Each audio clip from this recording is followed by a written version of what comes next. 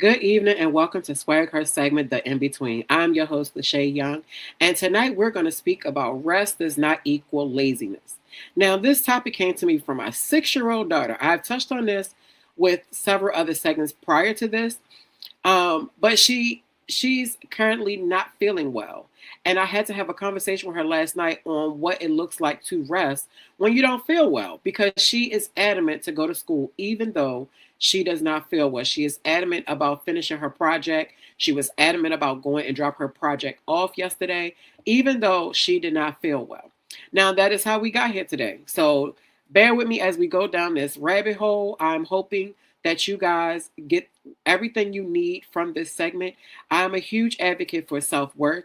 I'm a huge advocate for making sure you're doing the work that you need to do for you to have your own expectations and to rest. It is in boundaries, and no is a complete sentence. That is the things I will never get tired of saying. Now let's jump into this. Somewhere along the way, many of us learned that rest was a reward instead of a right. That if we weren't exhausted, overwhelmed, constantly producing, constantly helping, and constantly doing something, then we were being lazy. And now, even when our bodies are tired, our minds are overwhelmed, our spirits are drained, we still struggle to sit down without guilt. We know how to survive exhaustion better than we know how to embrace peace. And tonight, I want to talk about that because rest does not equal laziness. And some of us are one breakdown away from finally realizing that. Some of us only rest when life forces us to. We wait until we're burnt out, sick, emotionally break down, shut down, depression, or frustration before we finally slow down. Now, my question is, why do we believe exhaustion is proof of being and doing enough? A lot of people wear exhaustion like a badge of honor. Busy becomes identity. Now, I want to put a pin right here because it's a lot of people that stay busy just so they don't have to deal with their families. There are some that absolutely just do not know how not to be busy because they've seen their grandparents, they've seen their parents all model exhaustion. And because it was some type of fruit that came from that, they feel like that's the way that they have to go. And it's not. You will burn yourself out. You will literally make your body sick if you do not take a moment and just rest. A lot of people only feel valuable if they are accomplishing things. They feel guilty sitting down. They struggle with quiet moments, always needing to clean, work, answer calls, fix things. Now, a doctor would see that and diagnose you possibly with ADHD, and that may be a factor. I'm not a doctor, so I'm going to call that being not knowing how to rest. That's what we're going to call that. If your worth is attached to productivity, rest will always feel uncomfortable. Who are you when you're not producing? Now we tapped in that on what do you do when no one else needs you or you're no longer needed. And I challenged my guests and my viewers to sit with that. Who are you when you're not doing anything? Because I personally don't feel like because you take a moment to rest, it takes away from who you are or what you've already created or built. For me, it shows that you are intelligent enough to know that your body also needs to be able to rest, to build back up the stamina you need, the hindsight, and your body absolutely has to rest for you to be at your best. Because best believe, if you do this for 40, 50 years, when you get into the years where you should be resting, your body is going to be so beat up.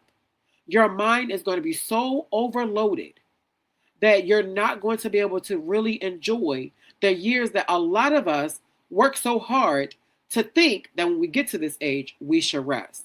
And you miss the fact that you should be resting through everything you build. Not now, I feel like it's different when You're literally not doing absolutely nothing Monday through Friday, every single week.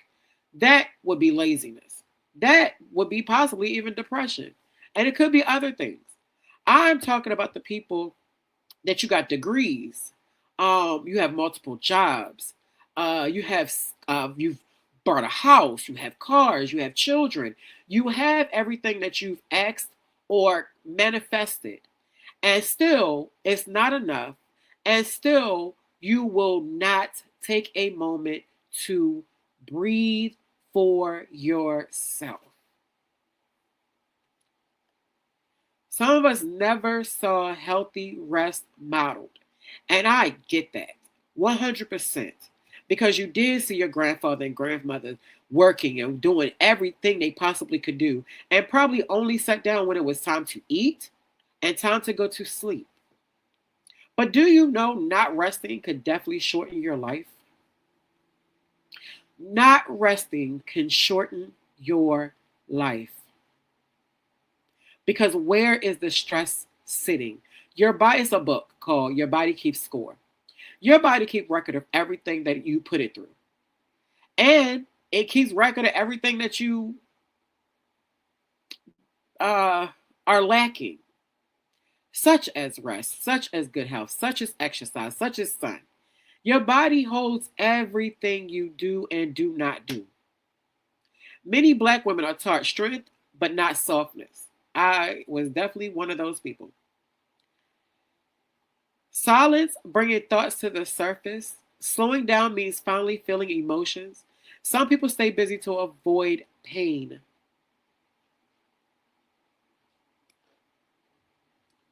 And I can get that.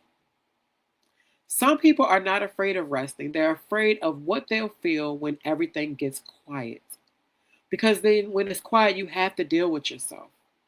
You have to deal with those things that you can avoid by staying busy.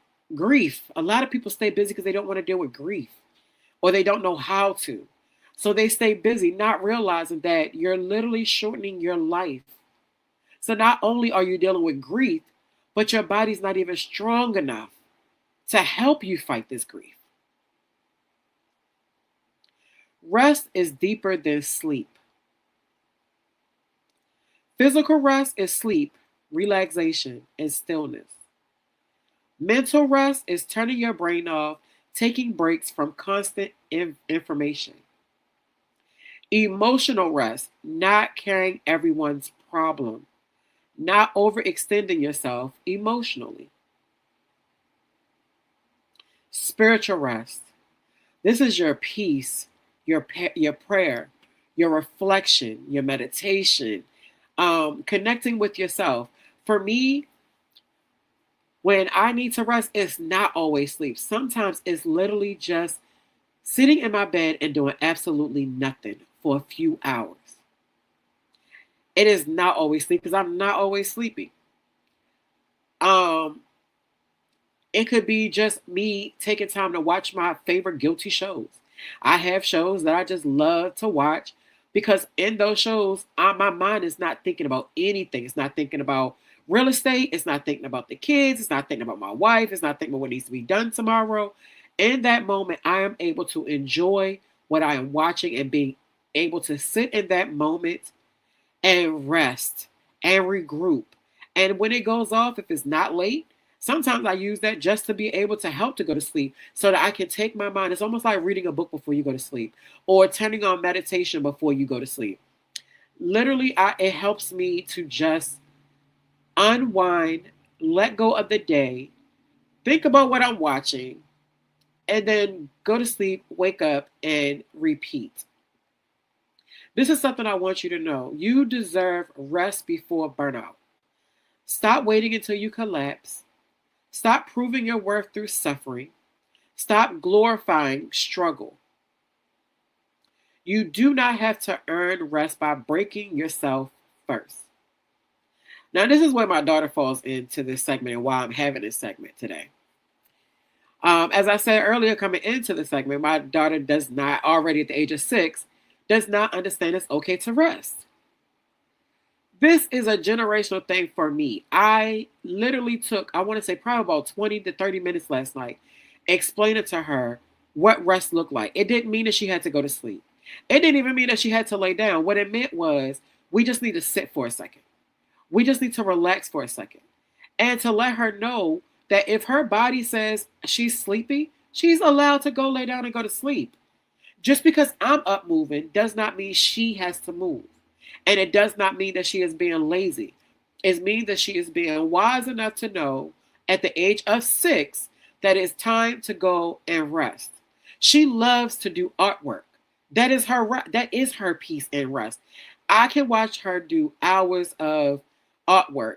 And last night she was doing so. But when we talked about school and her going today, you could see the anxiety on her face of she could not miss school.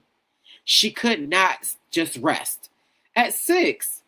And I know that's something that she's watching me do, and she's watching her other mom do.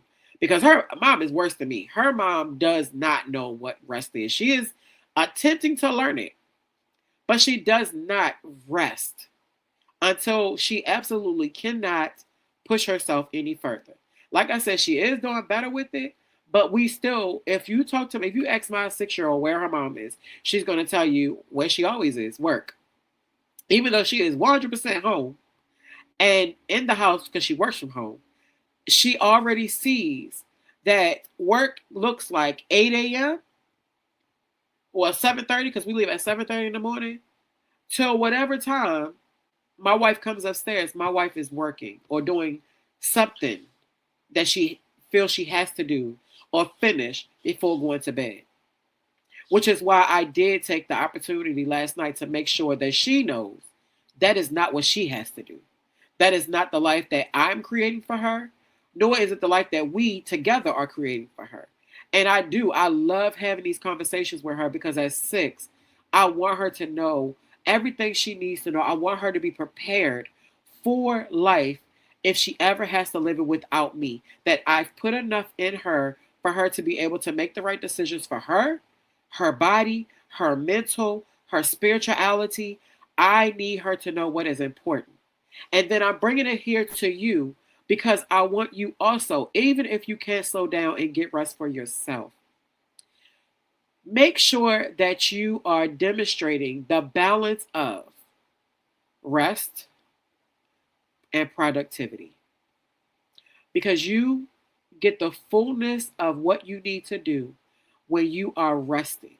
I mean, life be life all by itself. And if you can't maintain that because you don't have the rest, what are you doing? We can break cycles by teaching our children that peace is normal. They should see healthy balance. Normalize emotional care.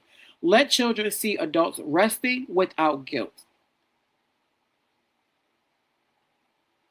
Now, these are a few things I would love for you all to be able to take with you and be able to go further with resting, being able to tap into those moments. And it's going to feel so weird at first. It's not going to feel normal. You're still going to have to remind yourself that you're not being lazy.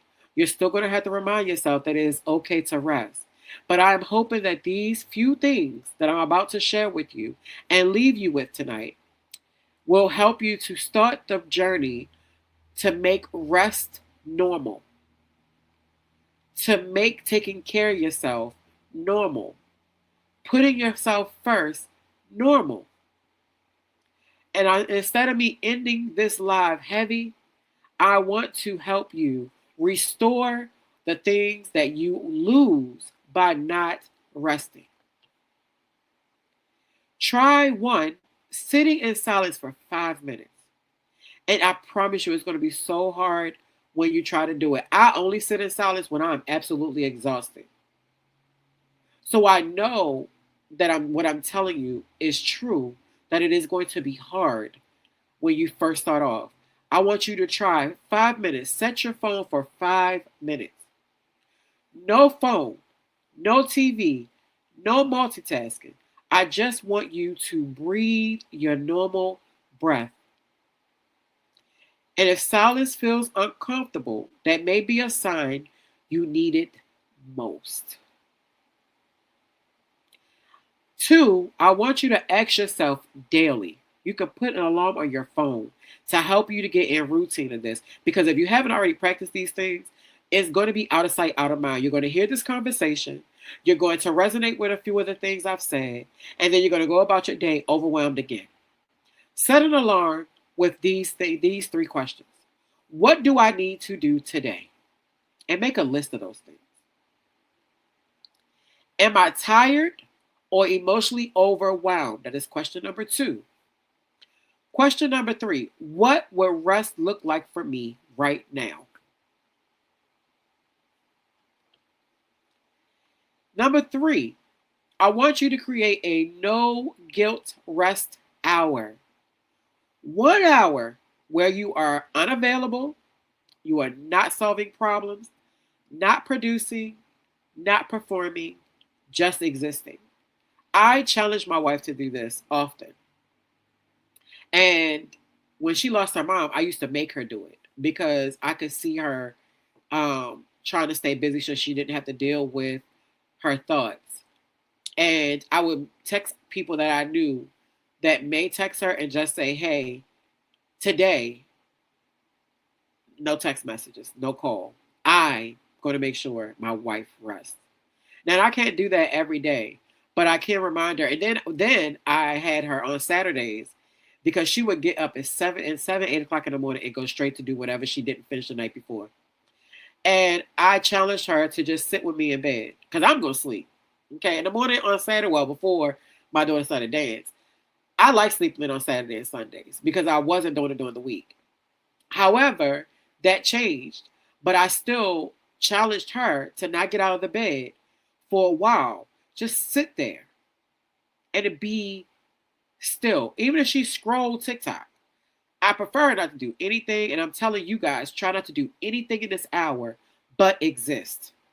You could meditate. You could pray. You could just rest. Just exist without having to do anything extra. Number 4, deep breathing exercise. You inhale these. I'm saying this on the recording, and I will put these things in the chat before the night is over. Try inhaling deeply through your nose for 4 seconds. You're going to hold it for 4 seconds. Then exhale slowly for 6. And then repeat this 3 times. This is meditation. And then I want you to notice how your body responds when you finally slow down. And I want to repeat this just in case. I want you to inhale deeply through your nose for 4 seconds. Hold it for 4 seconds. Exhale slowly for 6 seconds. And then repeat this 3 times. Number 5. These are a few affirmations that I would like for you to read slowly over yourself. You can do it out loud. You can do it in the mirror. Or you can do it in your head. Number 1, I deserve rest without guilt. My worth is not tied to productivity. Rest is necessary, not selfish. I do not have to break down to slow down. Peace is allowed to exist in my life. And I'll repeat these affirmations again as well.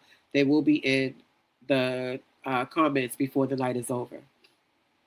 I deserve rest without guilt. My worth is not tied to productivity. Rest is necessary, not selfish. I do not have to break down to slow down. Peace is allowed to exist in my life. Tonight, I don't just want you to hear this conversation. I want you to practice it. Because rest is not laziness. Rest is not weakness. Rest is not failure. Rest is care. Rest is healing.